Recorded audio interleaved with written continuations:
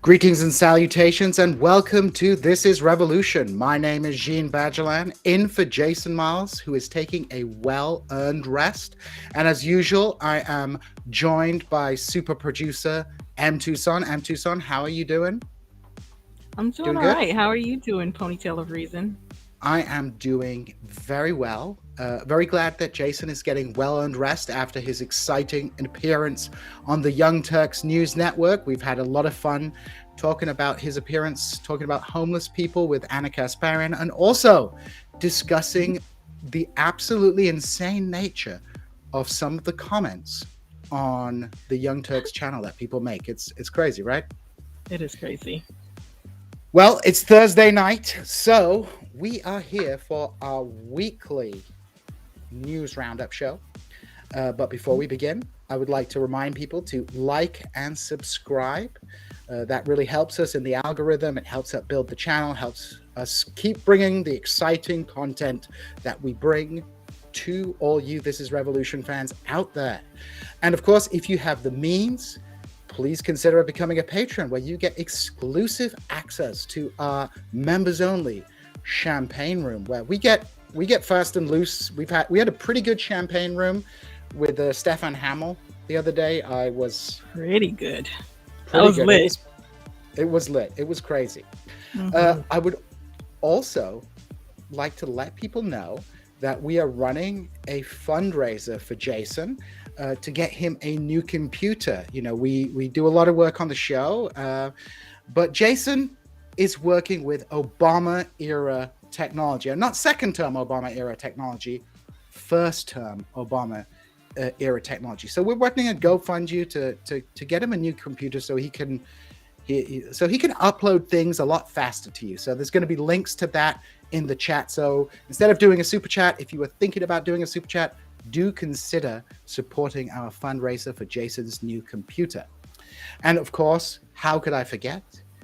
On October the 23rd, there is an LA live show with Jason, Deep State Cuba, C. Derek Vaughn, The Left Reckoning Boys, Ben Burgess, Armenia Azerbaijan, Nando Villa, Danny Bessner. It's going to be a really good time.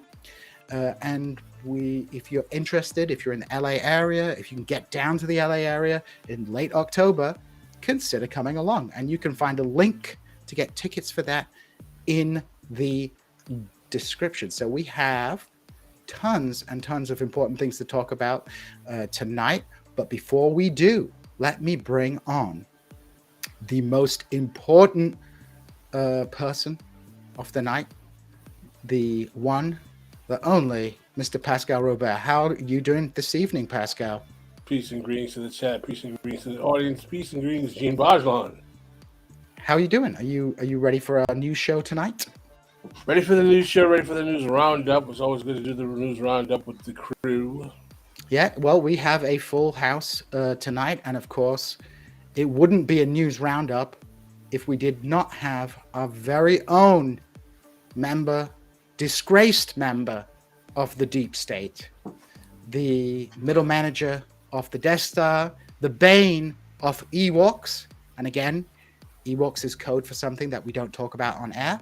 It is the one, the only, Kuba Resnevsky. Kuba, how you doing? I'm doing well, thank you, everyone. To quote Jordan Dubin from the chat, pleas and beatings to the chats. Please and beatings. Which is the deep state version, the Ewok variant of Pascal's opening. Hello, everyone. Hello. Hello. And of course, we have a special guest of TIR adjacent teacher, educator, troublemaker. If you support him on Patreon, he will yell at you for being a bad leftist. He is the one, the only, the Black Sean King, C. Derek Vaughn. Hey, Vaughn, how are you doing? I'm okay.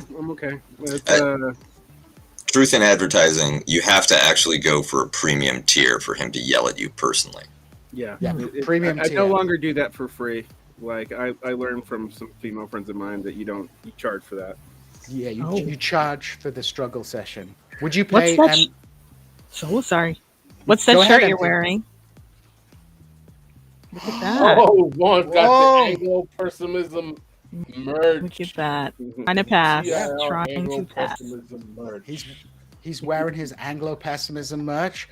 That is probably something else I should remind you of. You can purchase really cool TIR merch, and the Anglo pessimism T-shirt is a perennial classic. It's an autumn fashion, I would say, an autumn fashion for everybody out there. Appropriate after Arbor Day. Exactly. So, without further ado, let's get to our first news story of the evening. There has been some developments in the war in Ukraine, and we have a little quote here. MT, I'm putting it up on the screen. Perhaps you can read it for us and introduce the topic.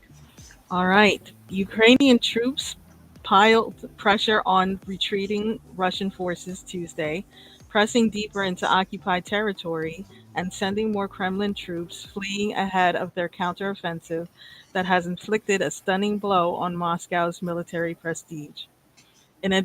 As the advance continued, Ukraine's border guard services said the army took control of Vovchansk, a town 3 kilometers and 2 miles from Russia, seized on the first day of the war. Russia has acknowledged that it recently withdrew troops from areas in the northeastern region of Kharkiv. Well, there we go. So we have news from the Ukrainian front, and of course, this was Kuba's story.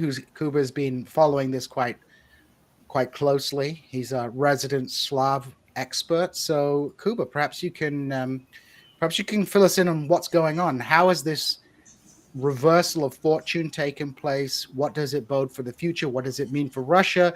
And it seems to have come as a surprise to everybody. Why is this the case? What are your thoughts? Well, the surprise is only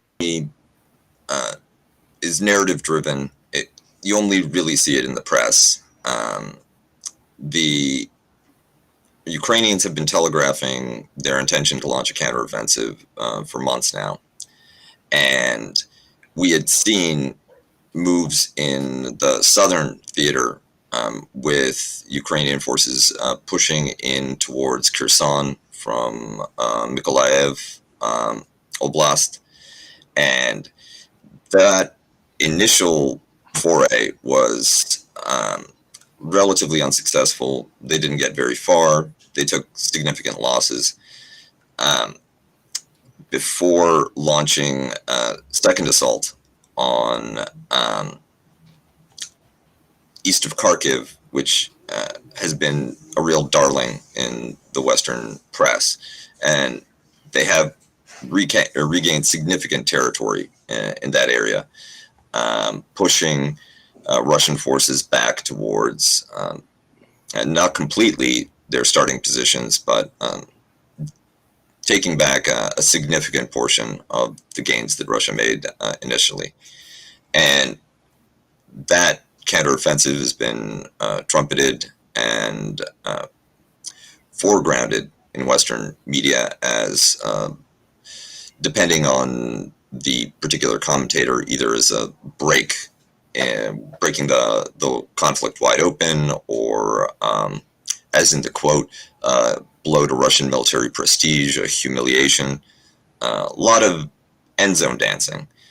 But it may be a little premature. While this certainly puts the prospects of a Russian victory in the near term, renders it more and more remote. The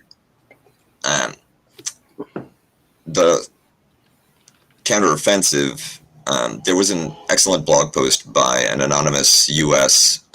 Military analyst who goes by Marinus, who many people have identified with a retired Marine general who is active in war games and strategic planning within the Pentagon.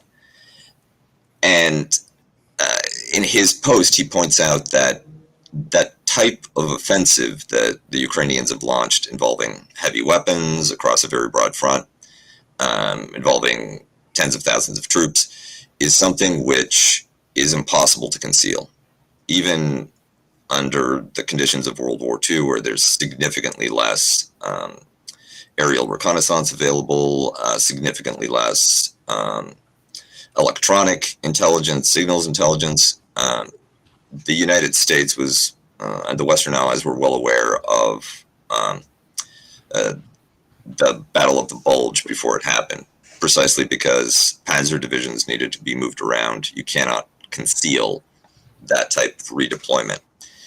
And Russia, that knowledge gave Russia about a week to begin their own repositioning of troops. And the gains that Ukraine has achieved have largely come from Russians vacating positions rather than the encirclement of entrenched defenders and the destruction of entire fighting forces. Now, if anybody's seen maps of Operation Barbarossa in World War II, you can see an ebb and flow between German and Soviet offensive and counteroffensive as the two sides attempted to ground each other down. And what will likely happen is that a Russian counteroffensive will be stepped up and launched in the... I don't want to make any predictions that can then be falsified, but I'd anticipate that before the end of the year, there will be a major Russian move, possibly something relatively soon, in order to prevent Ukrainian forces from bunkering down in the territory that they've retaken. At this point, before they can entrench themselves, they are actually more vulnerable than they were at the start of the offensive. And the Russian strategy, this is no secret, they've been discussing it publicly through the press and in official statements, has been to grind down and degrade Ukrainian warfighting capacity. They could do this through a war of attrition if they fully mobilized, which they may be compelled to do. But right now, what's limiting the amount of force that Russia can apply in and around Kharkiv has been the reluctance to move the country into a full mobilization, full war footing. The Russian officialdom continues to refer to this as a special military operation rather than a proper war. In many ways, using the same discursive evasion as when the United States was launching the invasion of Iraq, which likewise was supposed to be a short intervention, judicious in scale, limited in the effect on the home front. But as the Ukrainians have successfully conducted a general mobilization, Russia may have to escalate itself towards that in order to have enough material to punch back. It's also worth noting that whatever the tactical situation, whatever the operational situation in and around Kharkiv, as the winter progresses in Europe and Russia continues to benefit from record high energy prices, with Europeans struggling to find alternative suppliers, the strategic ground may shift towards Russia's favor as European publics, exhausted by refugee flows, by contributions to the war effort, as well as record high energy prices. We're talking about an increase of 10 times in the UK, double, triple regular prices in most of the rest of Europe. That may erode the political will for European governments to continue the war without European support. The United States by itself will have a difficult time logistically maintaining the supply of material into Ukraine to allow the Ukrainians to continue to effectively resist and launch counteroffensives like the one that we've seen around Kharkiv. So I think that it's premature to treat this as a game changer. I think that we'll see more ebb and flow, and unfortunately, like the Second World War, this may be a conflict that goes on until one of the two parties is economically and materially exhausted. Pascal, any thoughts? Yeah, the question I wanted to ask, which you really started to answer, is that how exactly is how is this going to be affected by the move into winter? One of the things that I find interesting about the Russians is that they have a long storied history of changing the military strategic advantages or disadvantages they have once they come into winter, depending on who their foe is.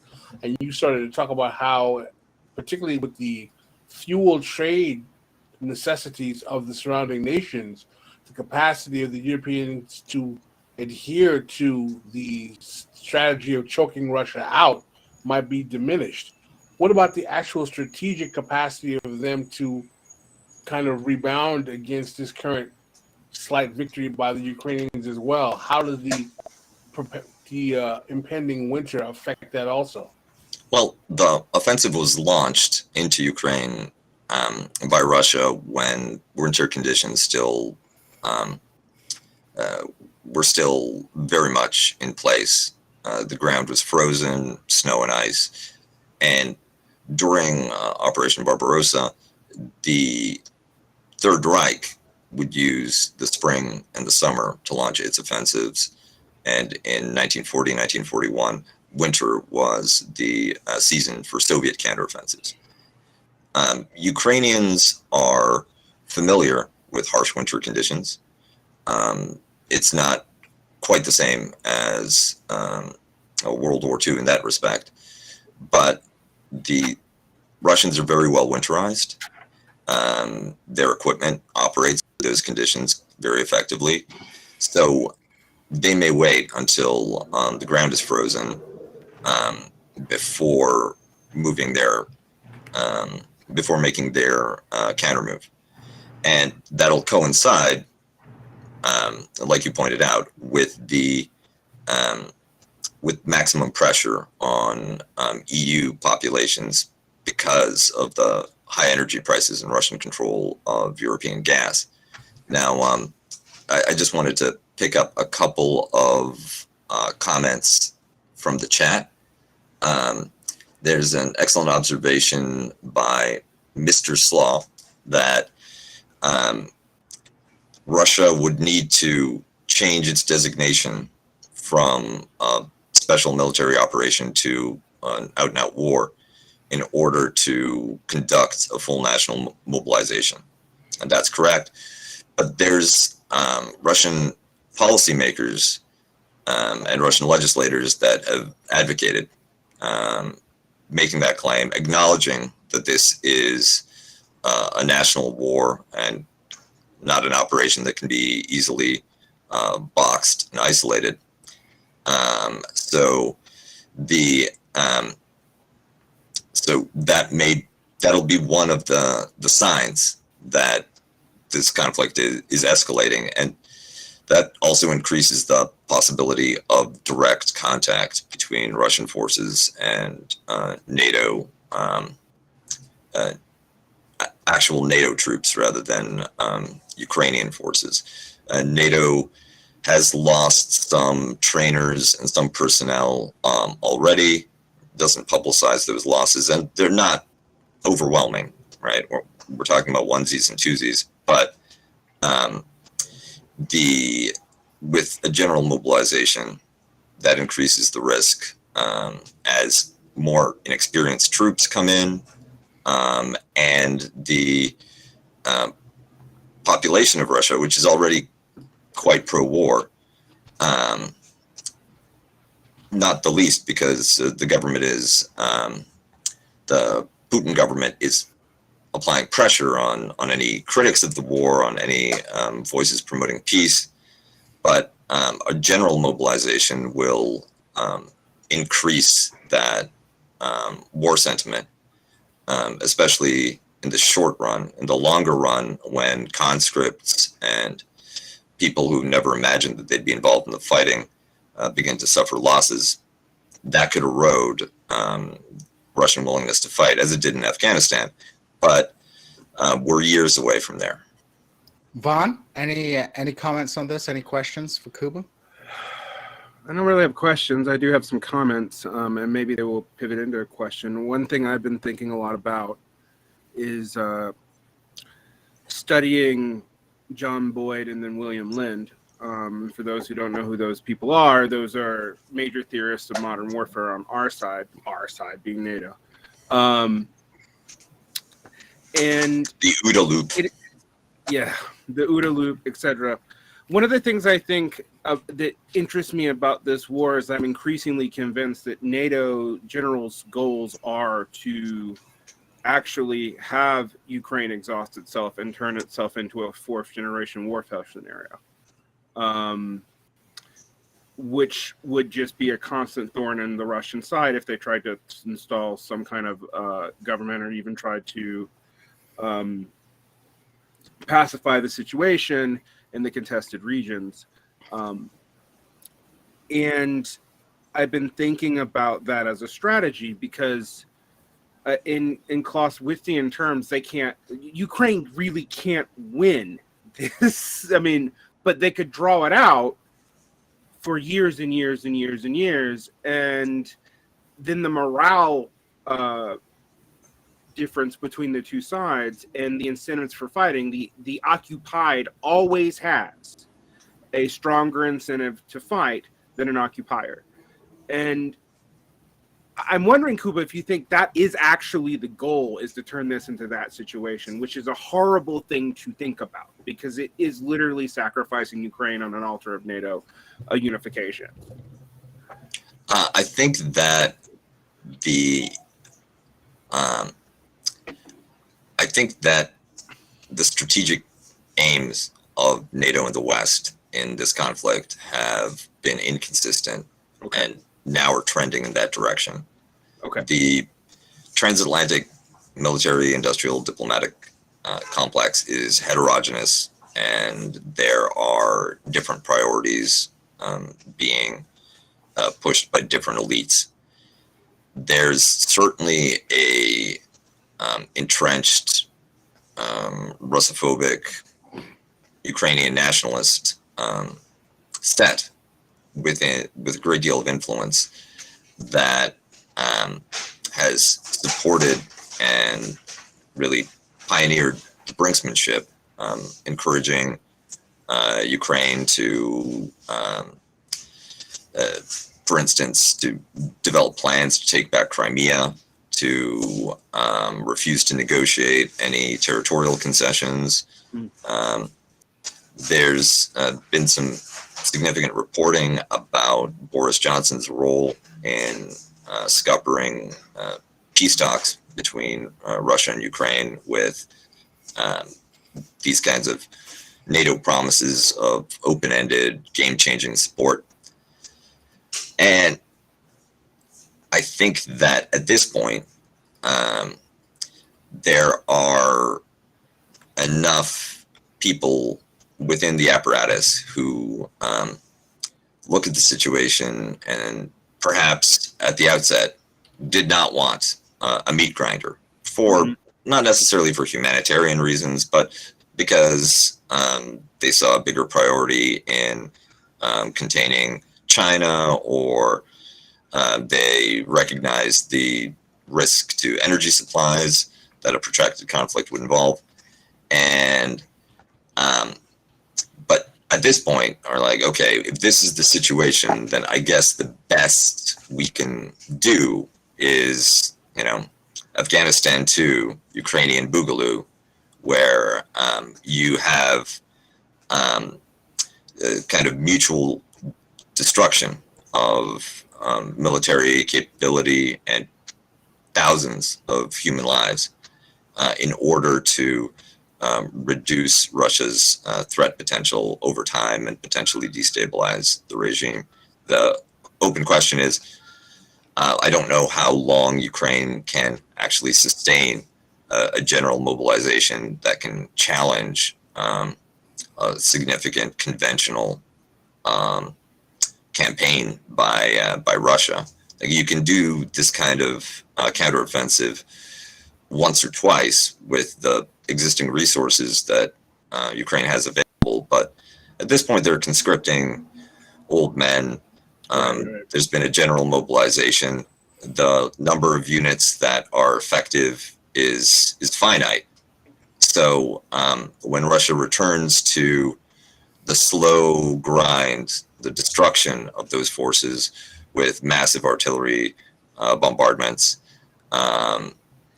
and operations specifically targeting fighting formations, then we may run out of Ukrainians sooner than NATO or Kiev would prefer.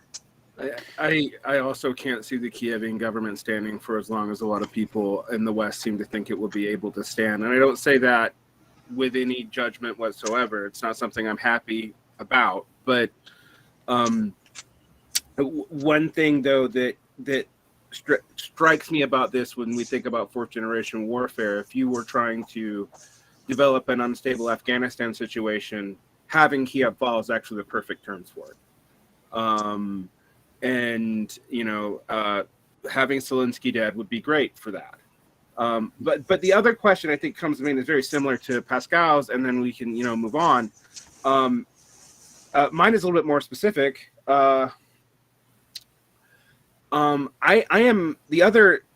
There's a couple of downstream things I see happening that may get really pronounced over the winter, and one of which is, this has actually scuttled China's Belt and Road Initiative. It's one of many things it has. But the other thing that I think that this really is going to do is EU resentment, not just at America, but also at Germany for opposite reasons, is likely to increase. Do you agree with me on that? Because I'm seeing more and more articles where they're getting pissed off at Germany for not renuclearizing and taking their power situation seriously and encouraging Norway to increase natural gas production because they could. I think that the war has demonstrated a significant split between the general European public, meaning, to the extent that there's any such thing, like national publics in the EU member states and their leadership. Transatlanticism has always been more of an elite phenomenon, especially with the passing of generations that have a personal experience of World War II and liberation by American and British soldiers. At this point, the NATO alliance doesn't have a great deal of romance to it for many Europeans. And the commitment by European governments, the German government, but also the British government, to maintaining war footing for the Ukraine conflict, regardless of the costs that are imposed on their public, that is significantly eroding support for every government that contends with that position. And it's also a gift for Viktor Orban because he looks like a genius for hedging and avoiding that type of commitment for Hungary. Well, that is a pretty bleak picture all around. So let's move to another cherry situation and another kind of connected story, which is the growing tensions and conflicts between Armenia and Azerbaijan. MT, could you introduce this story for us? Sure. One moment. Okay. The United States and the UN welcomed on Thursday a ceasefire announced between Armenia and Azerbaijan, 2 days of violence linked to a decades-old dispute between the former Soviet states over the territory of Nagorno-Karabakh. The fighting, which each side blamed on each other, left more than 170 soldiers dead and threatened to drag Turkey, Azerbaijan's key backer, and Armenian ally Russia into a wider conflict at the time of already high geopolitical tensions. Yeah, so this is a story I wanted to talk about because I think it connects to it's one of the important geopolitical fallouts of this war in Ukraine. And people don't really follow the Armenia-Azerbaijan conflict, but it has been a perennial problem in the Caucasus region, one that has dragged in neighboring powers, Russia, Turkey, Iran, as well as other countries such as Israel have been involved in this conflict since the early 1990s. So I wanted to give people a little bit of context for this conflict. People may have seen it in the news, the nearly 2 years ago now, when this conflict sort of became hot again after kind of a period of stasis in which you had periodic border clashes between Armenian and Azeri forces, but the main lines of and zones of control remained unchanged from the early 1990s. So to give people the background, as the Soviet Union began to collapse, you saw the Soviet Union breaking up along ethno-national lines, and more specifically, along the lines of Soviet socialist republics. And this was the highest form of ethnic or national autonomy that existed within the Soviet Union. But within this system, there were other regions that had a lesser form of ethnic autonomy. People might, of course, know about Chechnya, which, although part of the Russian Soviet Republic, was an autonomous region within there. People might know about South Ossetia in Georgia, another autonomous region, but within Georgia. And when the Union broke up, you had a lot of conflict over these kind of ethnic units that existed. And one of these conflicts was over the region of Nagorno-Karabakh. When the Soviet Union was formed, the population of the Caucasus region were living interpenetrated. There were, it wasn't easy to draw boundaries around these regions, but Soviet planners, of course, attempted to do so. And the result was you had an Armenia created and you had an Azerbaijan created, but you had this predominantly Armenian enclave within Azerbaijan, Nagorno-Karabakh.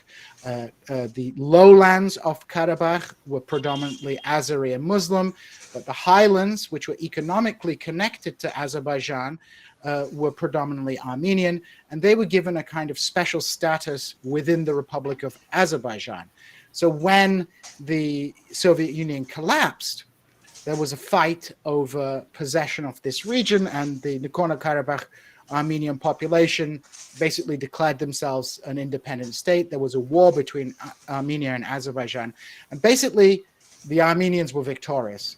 they seized a territory known as the Lachin Corridor, which was populated mainly by Azeris and Turkicized Kurdish groups. They seized this region and they connected up main Armenian territories with Nagorno-Karabakh, which was acted as a kind of a breakaway republic. And this conflict was basically frozen. The Russians had good relations with both sides. And for decades, neither side really had a reason to compromise. The Armenians didn't want to compromise because they were in a superior military position. They had seized territory, they controlled the Nagorno-Karabakh region, and they controlled a land bridge to Nagorno-Karabakh.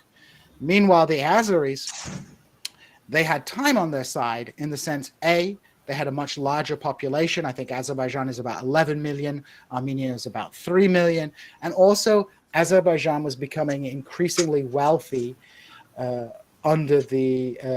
of oil. And you'll see the Azeris had good relations with the Russians, but they also paid off many American politicians. They had a lot of Henry Sellier, this Texan guy was like Cuellar. Cuellar. Henry Cuellar is like one of the big recipients of Azeri largesse. I think Rudy Giuliani was involved in some Azeri. Jennifer Lopez play a concert for an Azeri leader's birthday or his son's? That sounds quite plausible too. Azerbaijan kind of basically emerged as a kind of oil dictatorship under the Aliyevs. And of course, one of the key legitimization tools of the Aliyev regime has been to play on a revanchist nationalism vis-a-vis the Armenians. And, in 2021, during the height of COVID, they managed to get all their ducks in order and launched a very successful military offensive and drove the Armenians out of the territories they'd occupied for the previous 20 years. And the conflict only came to an end with a kind of Russia brokered agreement, and Russia sent in peacekeepers. So the conflict was in effect refrozen with a different balance of power. And there are various reasons why the Russians allowed this to happen, because this is in their near abroad, as they call it. Part of the reason is that probably because Pashinyan, the Armenian prime minister, was the first Armenian prime minister to be kind of out of the apparatchik sort of wing of the bureaucracy. He was trying to do some, moderate anti-corruption stuff. I think people from Nagorno-Karabakh had been particularly influential in Armenian politics. And so this represented a shift. And so the Aliyev regime, with the support of Turkey, with the support of Israel, and interestingly enough, the support of Iran, which has traditionally not had a favorable policy towards Azerbaijan, because for various historical reasons, the Azeris have several territorial claims, or at least Azeri nationalists make claims to certain territories in Iran, and Iran actually had supported Armenia during the early phases of this conflict in the 1990s. Basically, the Aliyevs got their territory back. They did a victory lap, and the Armenians were humiliated and defeated. But Russia has always been able to maintain control of this conflict. I firmly believe that this conflict was allowed to take place in 2021 by the Russians, and it was ended by the Russians. But with Russia now preoccupied, I think that is the right word, with Russia preoccupied and Russia acting as Armenia's main guarantor in the region. They have a military base in Armenia, and because the conflict had been restricted to territory, previously the conflict had been restricted to territories that were outside of the legally recognized state of Armenia.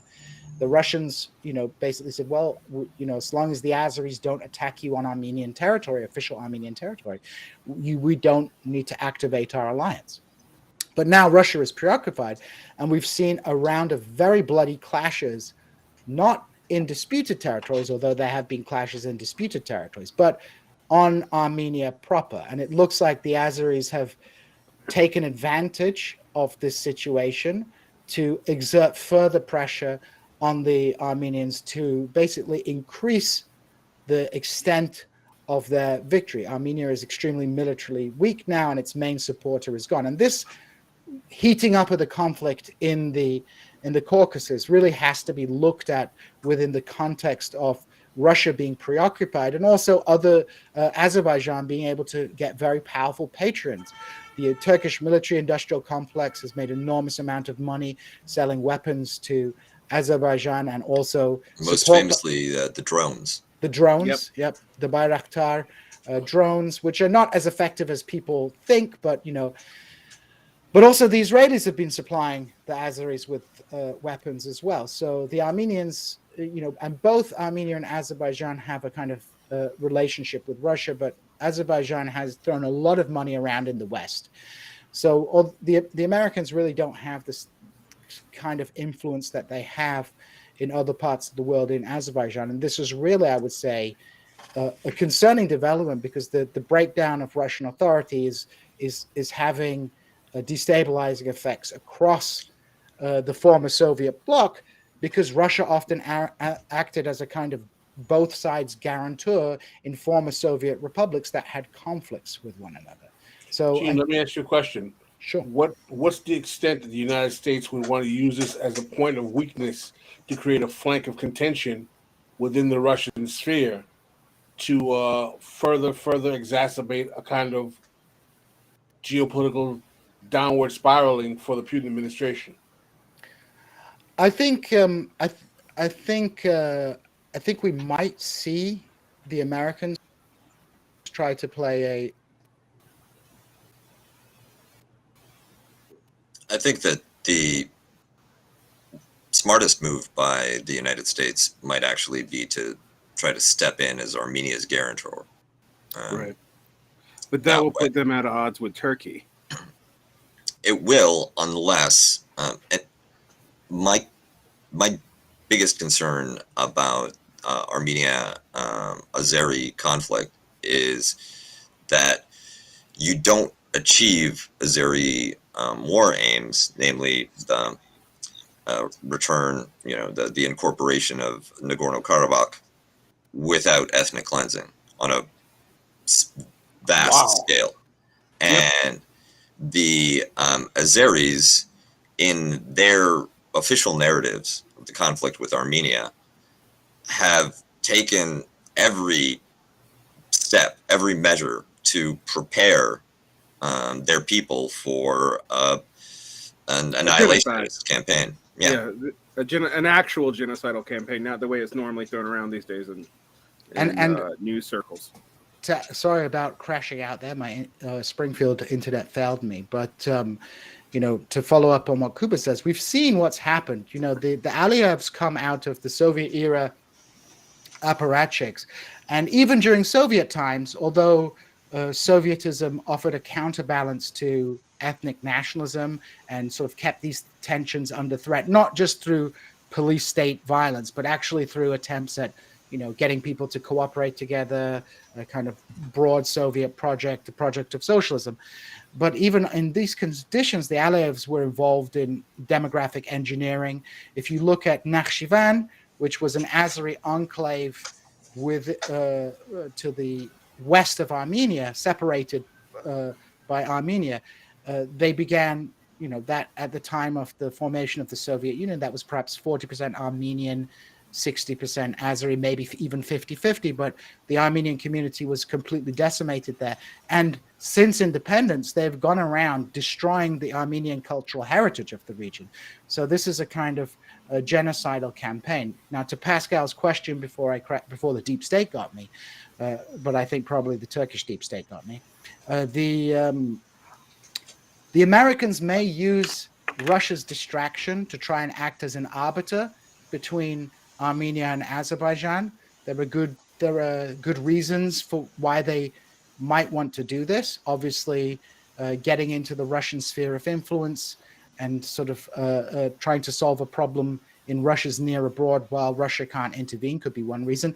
But also they have pull with both sides. The Azeris have, just like the Kazakhs, the Azeris have good relations with Russia, but they have good relations with the American elite. And of course, as I'm sure everybody's familiar, there's a very powerful and influential Armenian community in the United States. and there is they have a very sophisticated lobbying organization in the United States. So there are potential, and of course Turkey and Israel, who have been Azerbaijan's big backers, are American, up largely within the American and NATO orbit. So this could present an opportunity. I believe they dispatched Nancy Pelosi to try and sort the problem out. So perhaps maybe they're not taking it that seriously. But I think it's an interesting question. We'll see how it shakes out. But certainly this could present a diplomatic opportunity for the United States to project their influence into a region from which they've hitherto been largely excluded, or at least been a secondary player. Because at the end of the day, Armenia and Azerbaijan care a lot about what Russia thinks, because Russia is right next to them. But obviously Russia is in no place at the present time to really intervene into the Caucasus in the way, for example, that we saw them intervene in Kazakhstan just or Georgia. Or Georgia, yeah. or places like that. So it's an interesting question you raised there, Pascal. And I think that the simply because the United States has such little investment in Armenia beyond a kind of good guy Nobel Peace Prize orientation that persists from the 90s and the American role in ending the Balkan Wars, I would expect that any American mediation on behalf of Armenia would have to go through Turkey and would impose crippling costs on Armenia. It would be very expensively bought as long as Azerbaijan perceives that it can settle the issue favorably by force. Well, that's another. Vaughn, any final comments on this story? But the only thing I can think that is interesting to me, other than the fact that Turkey being a major broker means that like most attempts to mitigate the cost on Armenia are going to be scuttled at best, is that it also it indicates clearly that none of the great powers really have any control over the region, and like for all the talk of multipolarity, this is part of what that means. And I don't think that people have realized what that will do on knock-on effects and how unstable it is, which is not to say that the current order is good or that the US is a good guy or that any of these powers are actually good guys. But I think that's going to be a continued complication, particularly as we have energy and food constraints. And the only two great powers that are really energy and food secure are Russia and the United States, and to some degree China, but China is not as secure on food as they would like to be. So all this is quite worrying for geopolitical stability and for any projects to be done, because anything that happens in any other country is going to have knock-on effects. Well, let's get to a important but perhaps less depressing story. This story was from MT. So MT, let's talk about sitting down. So, the story a bit closer to home. Do we have the quote? Yep, quote's up on the screen. Here we are. Okay. Albany Democrats have introduced legislation to allow some foot-weary New Yorkers to sit on the job, despite the risk of creating a future Seinfeld security situation featuring a comfy store guard napping on the job. Jokes are funny, but I think within reason. The argument can be made that we should be allowing folks to sit wherever possible. Assemblywoman Karine Reyes, Democrat in the Bronx, said. A registered nurse who's experienced in accumulating steps said about the bill she is sponsoring with State Senator Rachel May, Democrat from Syracuse. So MT, what's all this sitting down about? So yeah, here we have a story that's a bit closer to home, but it's about workers who are people that we care about, right? So the bill that's been introduced is the Standing is Tiring Act, also known as the SIT Act. So I feel a bill like this is sorely needed, and I hope it gets passed into law. Many of those forced to stand for work are our beloved essential workers that we've quickly forgotten about. Research shows prolonged periods of standing can cause health problems, big and small, from tired feet to cardiovascular problems. There are plenty of bosses who force workers to stand when they could do the same job while seated. One reason bosses give, particularly in retail, is that the workers are supposed to look ready to help customers, even when there aren't any or the customers don't want to be helped. You are also forbidden from leaning up against displays or your workstation. Some bosses exclaim, "You can lean, you can clean." Um, One notable exception is the Aldi supermarket chain. They allow cashiers to sit for Taylorist reasons. It boosts productivity and allows cashiers to scan more faster. Their goal for each cashier is 1,000 scans per hour. This is also achieved by outsourcing the labor of bagging groceries to customers and charging for bags. So I wanted to talk a little tourism, or it's also called scientific management. It's a theory of management that analyzes and synthesizes workflows. Named for its proponent, Frederick Taylor, its main objective is to improve efficiency, especially labor productivity. So some people might also be thinking, these workers are lucky they even have a job. But tourism has also given us the self checkout, where a worker who would probably be a cashier is positioned standing, watching customers do a cashier job. And I Have any of chime you ever in worked that for? Mm-hmm. I have. Yeah, me too. I worked at Chapters, which is the Canadian Barnes and Noble. I worked at a Lowe's. Wow. Wow. And I think that one um, one item that's useful to flag here is that Aldi is a German company, and in Europe, it's actually quite common for cashiers, especially, to sit while checking in items and ringing up customers. It's not seen as particularly unusual or an indication that the store staff are being pampered or not taking their job seriously. It's the recognition which the cold-blooded Aldi management shares, that you just don't need to stand for the job, and maybe you can actually do it better if you're sitting. So why not? Right. And one one of the most disturbing parts of this story for me is the fact that despite the Taylorist gains that you can achieve by allowing your cashiers to sit, American bosses insist that they stand, not only harming their labor, but also reducing the labor productivity, which is the whole point. But Well, what does this tell us, Pascal, about American corporate culture? It tells us how much this kind of ridiculous kind of like ground your workers to dust mentality is infused into American capitalism in terms of treating labor like animals. It's amazing, actually, when you think about the fact that we're having to appeal to Taylorism to get workers' benefits, because that in and of itself has not been a friend to the worker in most of its history. However, U.S. labor discipline being what it is, which is absurd. sadistic.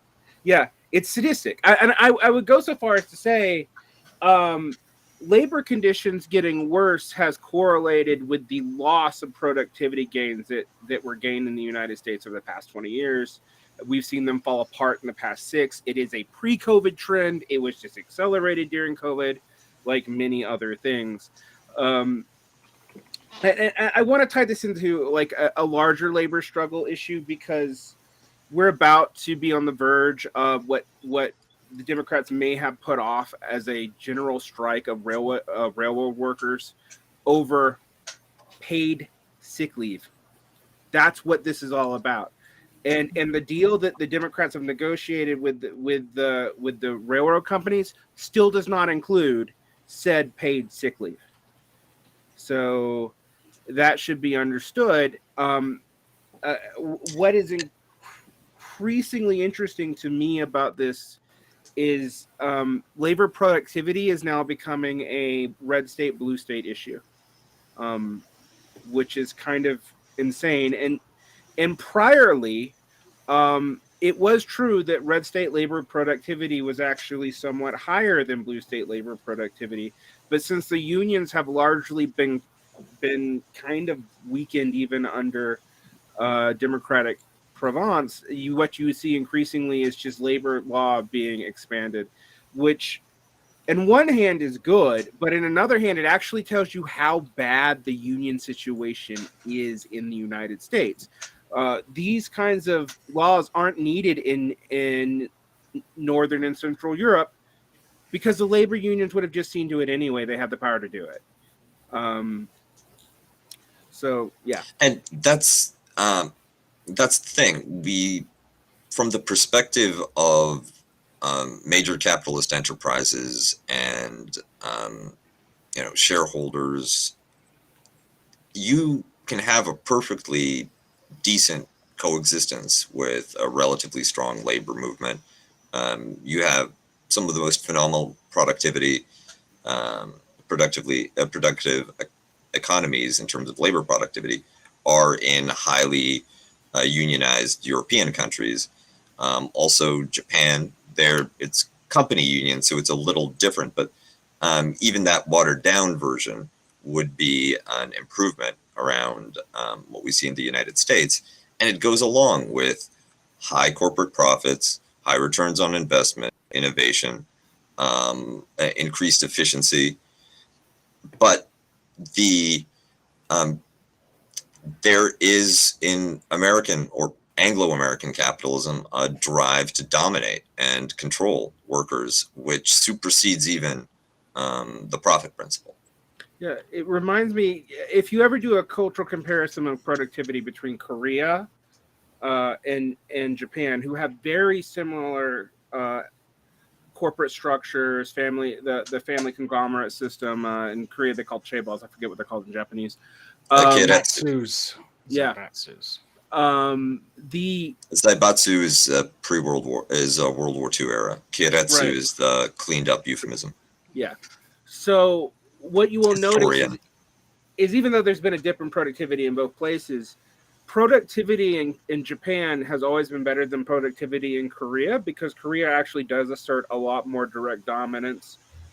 Just an investment of time. So there's I remember dealing with work culture in Korea where working an additional 20 hours a week for free was actually considered something you did to prove your loyalty, but it led to a toleration of very low productive workplace per hour.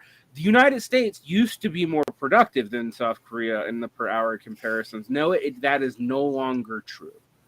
And I only bring that up. This is not to like essentialize any culture, but it is to just say you can find these gains. And you know what? I honestly kind of don't care if productivity is high, but this does have effects because you're literally killing your workers. And this had political knock-on effects too. The areas where this is worse, when I was talking about productivity, you also see this is where people turn more conservative a lot of the time. And if you think about that from the standpoint of psychological stress, that totally makes sense. You're wearing people down, you're killing solidaristic impulses, and you're having people fight against each other in a increasingly stupid and brutal and controlling workplace. I mean, it's the same reason that, for example, from a capitalist perspective, it would make a lot of sense to have nationalized healthcare. You take away that cost on businesses, but then you're removing a tool of labor discipline. So there is a desire of American capitalism, or at least there's a capitalist culture in America, which prioritizes the authoritarian discipline of workers as opposed to their co-option into a system. Because let us not forget, labor union politics is in essence a form of bourgeois politics, right? Right. It is not inherently revolutionary politics. The workers want work, they want conditions, and within traditional liberal politics, the labor union is a perfectly acceptable form of civil society organization through which they can engage with the capitalist class to get some recompense for their labor, to improve their conditions, and to advocate for their interests. So, but in America, the desire to have this, I think, this ideology of rapacious capitalist class that dominates. I mean, where does it come from? Is it I have a theory, but I'm going to let Cuba ask her first. Well, I'd point out that in terms of a durable class peace between workers and owners and employers, in Europe and everywhere else where it's in place, it was the state that brokered a solidaristic deal between the two parties and is an essential component keeping that arrangement going. Employers by themselves will play this dominance game. And in the US, rather than brokering coexistence between workers and employers, the state generally just sides with employers. Even if there is a democratic administration, which might temporarily, throw a few bones to unionized workers, that'll immediately get rolled back as soon as you have a Republican government, with the possible exception of Richard Nixon. So we're running up against the hour, but Pascal, MT, do you have some final thoughts? No, I think that Cuba is actually making a very good point in terms of the way in which the state sides, in terms of employment conflicts between labor and the employers and management, has a lot to say in terms of where we're going, or where we have gone in the 50-plus year counter-revolution, in terms of where labor is today. And somebody made a very good point. Let's not forget that some of the early betrayals towards labor in America happened under Jimmy Carter, well before the advent of Ronald Reagan. Yep. And that this is a bipartisan consensus and part of the move to neoliberalism that was bipartisan. It was not simply a Reaganite kind of idea that comes out of nowhere. This was something that started before the advent of the Reagan administration. Yeah, JFK and Jimmy Carter are the precursors to neoliberalization. The only other thing I'd like to add to that as a final point for me is that one of the reasons why this was so much easier in the U.S. is that during the period of the Great Social Compact and the spreading around of the post-World War II left, the U.S. did not choose to have the state be the primary arbitrator. The U.S. chose, because of increasing the power of corporations and making people dependent on them, a Fordist as opposed to a social democratic model. They're very similar in what they actually did, but who does it is fundamentally different. And that created an entirely different conditional set for neoliberalization. Neoliberalization happened in both Europe and the US, but they happened very differently because we had already placed all the power in the corporations. And then the other thing I'd like to add to that is when we deindustrialized, productivity is not nearly as important. And that's all I have to say. Well, MT, no final thoughts on this, but thank you so much for the story. It's kind of an interesting one. Do they make you stand up at work? No, not at my current job, but I've had to stand for like 9 hours, and I've had bosses take the chairs away and hide them. Yeah, the cruelty that one sees in some workplaces, like just the just total inconsiderate nature of some of these workplaces, just beggars belief. It's counterproductive, but I worked 14 hours at a Papa John's on a broken ankle, standing up the entire time. Did they ever make you stand, Pascal, for anything? Like, I used to work in fast food when I was in high school, man. Yeah, so most people will have that kind of experience, I guess. Well, as I said, we're up against the hour, but thank you everybody for joining us. And again, I would like you to invite you to like and subscribe, support us on Patreon. Consider supporting C. Derek Vaughn on Patreon. Maybe consider supporting our fundraiser for Jason's new computer. Consider purchasing some merch. I know we sound like capitalists here, but everybody has, because we are, and everybody has to eat. Maybe also, buy some Ewok pelts. Right? buy some Ewok pelts, and take care of yourselves. This Saturday we will be discussing Star Wars with Chris Catrone. So we're going to be re-entering the Catrone zone again for some more controversial discussion and topics, with probably his most controversial article ever, which is a defense of the Star Wars prequels. Anything else exciting happening, MT, coming up soon? Just the show, the live show. Did we talk about that? The live show. And also leave a comment. Comments help us in the algorithm.